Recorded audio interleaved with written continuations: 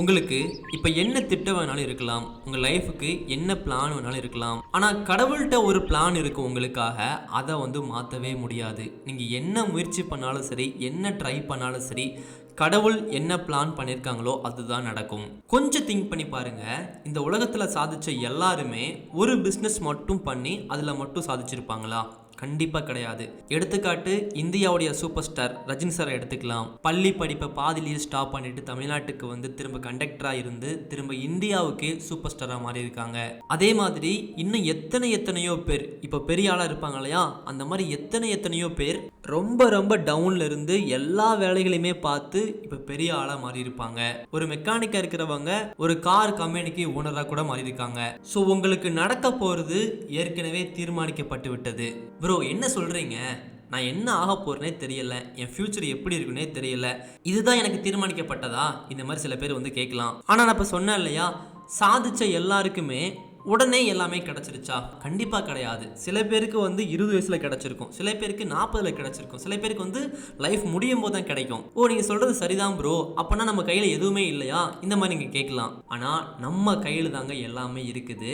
இப்போ நான் சொல்ல போகிறது உங்களை ஆச்சரியப்படுத்தலாம். உங்களுக்கு என்ன வேணுமோ அதை இந்த பிரபஞ்சம் நிச்சயமாக கொடுக்கும். உங்கள் லைஃப்பில் நீங்கள் என்ன திட்டம் வச்சுருந்தாலும் சரி, இல்லை பிரபஞ்சமே ஒரு திட்டம் வச்சுருந்தாலும் சரி, உங்களுக்கு வேணும் அப்படிங்கிறத நீங்கள் சீக்கிரமாக கேட்டு கூட வாங்க முடியும்.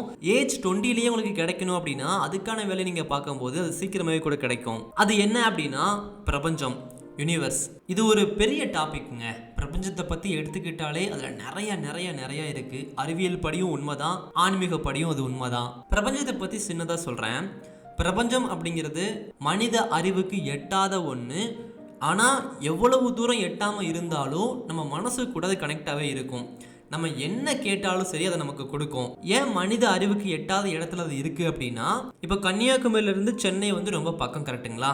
அதே மாதிரி தான் பூமியும் செவ்வாய் கிரகமும் ரொம்ப ரொம்ப பக்கம். ஆனால் இன்னும் மனிதனால் அங்கே போய் சேர முடியல. மனிதனுக்கு பெரிய கனவு இருக்குது, அது நடக்க தான் போகுது. செவ்வாய் கிரகத்தில் மனிதன் வாழ தான் போகிறான். பக்கமாக இருந்தாலும் நம்ம இன்னும் போய் சேரலை.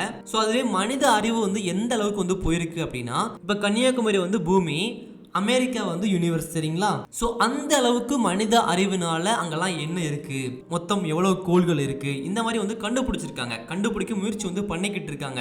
ஆனால் இவ்வளவுதான் கோள்கள் இருக்குது, இதுதான் பிரபஞ்சம்னு சொல்லி அவங்க கண்டுபிடிக்கல. அதை தாண்டியும் போய்கிட்டே இருந்தீங்க அப்படின்னா நடுவில் ஒரு சுவர் இருக்க போறது கிடையாது. முடிவே இல்லாதது ஒரு பிரபஞ்சம். மனித அறிவினால கண்டுபிடிக்கவே முடியாத ஒன்று இந்த பிரபஞ்சம். பிரபஞ்சத்தை முடிவை யாராலையும் கண்டுபிடிக்க முடியாது. ஒரு சில சித்தர்கள் கண்டுபிடிச்சிருக்காங்க. அவங்க சொல்றதையும் முழுமையான ஏத்துக்கல. பட் சித்தர்கள் ரொம்ப யோசிச்சு அவங்க அறிவையும் தாண்டி யோசிச்சு கண்டுபிடிச்சிருக்காங்க. ஸோ நானும் இதை பற்றி நிறைய ஸ்கூல் டைம்ல இருந்து யோசிக்க ஆரம்பிச்சிட்டேன். ஒரு 10th படிக்கிற வரைக்குமே எனக்கு எதுவுமே தெரியாது. ஃப்ரெண்ட்ஸ் கூட ஜாலியாக இருக்கிறோம், ட்ரிங்க்ஸ் பண்ணுறோம், ஸ்மோக்கிங் பண்ணுறோம், இப்படியே வாழ்ந்துக்கிட்டு இருந்தேன். ஆனால் அந்த 10th அப்புறம் லைஃபே டோட்டலாக சேஞ்ச் ஆச்சு. ரொம்ப அமைதியை தேடி போனேன், தனிமையை தேடி போனேன். தனிமையை தேடி போனேன் அப்படிங்கிறத விட தனிமையில் தள்ளப்பட்டேன். முன்ன இருந்ததை விட அறிவு கொஞ்சம் அதிகமாக வளர்ந்துச்சு. ஸோ அதை பயன்படுத்தியும் ஒரு 5 புத்தகம்லாம் எழுதினேன். மேபி ஒரு 50 வயது வரும்போது நான் இதை கண்டுபிடிச்சாலும் கண்டுபிடிக்கலாம். ஏன்னா என் லைஃப் ஒரு துறவியாக தான் முடியணும். எவ்வளோ பணம் சம்பாரிச்சிருந்தாலும் எவ்வளோ சாதிச்சிருந்தாலும் சரி, லைஃப் முடியும் போது ஒரு காட்டுக்குள்ளே தான் முடியணும், ஒரு துறவியாக தான் முடியணும் அப்படிங்கிற ஆசை என் மனசில் இருக்கு. சரி, ஓகே, இதுதான் பிரபஞ்சம். மனித அறிவினால எட்ட முடியாத ஒன்று தான் பிரபஞ்சம், சரிங்களா? அந்த பிரபஞ்சத்துக்கு கூட நம்ம மனசு கனெக்டடாக இருக்குது. அப்படிங்கிறனால நீங்கள் அதிட்ட கேட்கும்போது உங்களுக்கு சீக்கிரமாக பிரபஞ்சம் கொடுக்க முயற்சி பண்ணும். ஆனால் நிறைய பிரச்சனை கொடுக்கும், சோதனை செய்யும். ஆனால் நீங்கள் கேட்டதை நிச்சயமாக கொடுத்துருங்க. அதுக்காக சில ட்ரிக்ஸ்லாம் நீங்கள் பயன்படுத்த வேண்டியது இருக்கும். மேனிஃபெஸ்டேஷன், உங்களுக்கு வேணும் அப்படிங்கிறத முழு மனதோட பிரபஞ்சத்துக்கிட்ட கேட்டு எழுதி வச்சிங்க அப்படின்னா அது நிச்சயமாக பிரபஞ்சம் கொடுக்குங்க. அதுக்கு சின்ன சின்ன ட்ரிக்லாம் இருக்குது. அதிகாலையில் எழுந்திரிச்சு எழுதணும், ஒரு மரத்தை நட்டும் போது, ஒரு செடியை நட்டும் போது கேட்கணும். சில ஏஞ்சல் நம்பர்லாம் இருக்குது, அதெல்லாம் பயன்படுத்தி கேட்கலாம். ஆனால் நீங்கள் என்ன பண்ணாலும் சரி உங்கள் மனசுக்கிட்ட நீங்கள் ஸ்ட்ராங்காக கேளுங்க. அந்த மனசே அது கொடுக்கறதுக்கான முயற்சியில் ஈடுபடுங்க. இதெல்லாம் உண்மைதானா? இதெல்லாம் அறிவியலை தாண்டி அறிவை தாண்டின ஒன்றா இருக்குது அப்படின்னா எஸ், அறிவை தாண்டின ஒன்று தானே பிரபஞ்சம்.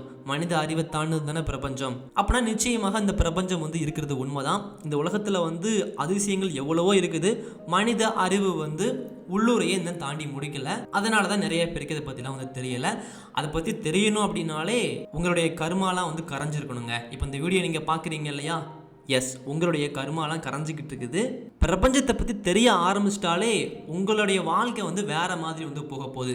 அதே மாதிரி தெரிஞ்சாலும் சரியான விதத்தில் வந்து நீங்கள் பயன்படுத்தணும். எடுத்த உடனே எல்லாமே கிடச்சிடாது. நிறைய பிரச்சனைகள் எல்லாமே வந்து கொடுக்க தான் செய்யும் பிரபஞ்சம். என்கிட்ட சில பேர் கேட்டிருந்தீங்க, நான் வீடியோஸ்லாம் போட்டிருந்தேன் இல்லையா, அதெல்லாம் பார்த்துட்டு கேட்டிருந்தீங்க, நான் கேட்குறது நடக்க மாட்டுது, எனக்கு பிரச்சனை தான் நிறையா இருக்குது, இந்த மாதிரி சொல்லியிருந்தீங்க. முதல் பிரச்சனை பணமாக தான் இருக்கும், இல்லை துரோகமாக இருக்கும், உங்களை ஏமாற்றிருப்பாங்க தானே இருக்கும். யாருக்கு தான் பிரச்சனை இல்லை? ₹1 இல்லைனாலும் பிரச்சனை இருக்க தான் செய்யும். நீங்கள் மந்த்லி 10K சம்பாதிச்சாலும் பிரச்சனை இருக்கும், 10 lakhs சம்பாதிச்சாலும் இருக்கும், 1 crore சம்பாதிச்சாலும் இருக்கும். ஏன்னா நிறைய பணம் சம்பாதிச்சவங்க கூட தற்கொலை பண்ணி இறந்து போயிருக்காங்க. ஸோ கண்டிப்பாக பிரச்சனை வந்து உங்கள் லைஃப்பில் வந்து இருக்க தாங்க செய்யும். அதெல்லாம் உடச்சிட்டு வெளியே வர பாருங்க. அதே மாதிரி உங்கள் லைஃப்பில் வந்து ஒரு பிரச்சனை வந்து வருது அப்படின்னா எல்லார மாதிரி நீங்கள் கிடையாதுங்க. நீங்கள் ஒரு தனியான ஒரு ஆள். நீங்கள் தான் பெருசாக சாதிக்க போகிறீங்க. நீங்கள் இப்போ என்ன ஸ்டேஜில் வந்து இருந்தாலும் சரி, நீங்கள் என்ன வேலை பார்த்துட்டு இருந்தாலும் சரிங்க, நல்லா கேட்டுக்கோங்க. கடவுள் இந்த வார்த்தையை என் மூலியமாக சொல்கிறாருன்னு கூட எடுத்துக்கோங்க. உங்கள் லைஃப்பில் நிறைய பிரச்சனையை பார்த்துட்டீங்க, சொந்தக்காரங்க முன்னாடி அவமானப்பட்டுட்டீங்க, எதுவுமே இல்லாமல் ரோட்டில் தனியாக நடந்து போய் யாருமே இல்லாத ஒரு இடத்துல போய் உட்காந்துருக்கீங்க. லைஃப்பில் அடுத்து என்ன பண்ண போகிறோம், இந்த பிரச்சனை எப்படி தாண்டி வர போகிறோம், இவ்வளோ கடன் இருக்குதே, இப்படி என்னவா இருந்தாலும் சரிங்க, அது எல்லாமே தூள் தூளாக வந்து போகும். ஒரு கண்டக்டர் இந்தியாவோட சூப்பர் ஸ்டாராக மாறி இருக்காங்க. இப்படி சாதாரணமாக வேலை பார்த்துட்டு இருந்தவங்க கூட பெருசாக சாதிச்சிருக்கும் போது உங்களால் முடியாதா? உங்கள் லைஃப் எப்போ வேணாலும் மாறுங்க, என்ன நிமிடம் வேணாலும் மாறலாம். நீங்கள் ஒன்று ஆசைப்பட்டிருப்பீங்க, நீங்கள் ஒன்று பிளான் பண்ணி ஓடிக்கிட்டு இருப்பீங்க, அதெல்லாம் கூட இல்லாமல் அதை விட பெருசாக ஒன்று நடக்க போகுது. எல்லாத்துக்கும் தயாராக இருங்க. ஒன்று சொல்கிறேங்க, கடின உழைப்பை வந்து போட்டுக்கிட்டே இருங்க. பிரபஞ்சம் வந்து எடுத்ததும் அவ்வளோ சீக்கிரம் வந்து கொடுத்துடாது. நீங்கள் கண்டிப்பாக தோல்வியை பார்த்துருக்கணும், பிரச்சனையை பார்த்துருக்கணும், கஷ்டத்தை பார்த்துருக்கணும், உங்களுடைய கண்ணீர் துளி இந்த பூமியில் வந்து பட்டிருக்கணும். இதெல்லாம் தாண்டி வரும்போது பிரபஞ்சமே அதோட புதல்வனாக எடுத்துக்கிட்டு, புதல்வியாக எடுத்துக்கிட்டு உங்கள் லைஃப்பை வந்து மாற்றும். உங்கள் மனசில் நம்பிக்கை வச்சு உங்கள் லைஃப்பை மாறும்னு நம்பிக்கை வச்சு அடுத்தடியை எடுத்து வைங்க. உங்களுடைய சிறு பாதம் உங்களை பெரிய தொலைவுக்கு கூட்டு போக போகுது. வாழ்த்துக்கள். நன்றி.